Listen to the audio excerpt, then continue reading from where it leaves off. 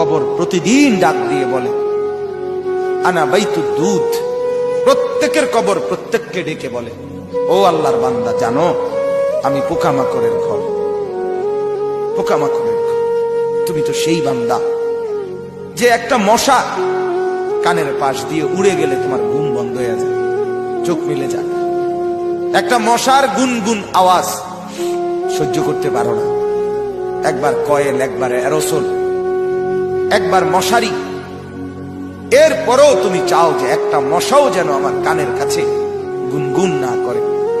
তো 5 ঘন্টার ঘুমের জন্য, 6 ঘন্টার ঘুমের জন্য বান্দা এই যত্ন নিলা, অনন্তকাল কিংবা বছরের পর বছর কবরের যে ঘুম দিবা, পড়ে থাকবা সেই ঘরে, পোকা মাকড়ের ঘর, সেই ঘরে তুমি ঘুমাইবা কেমনে, থাকবা?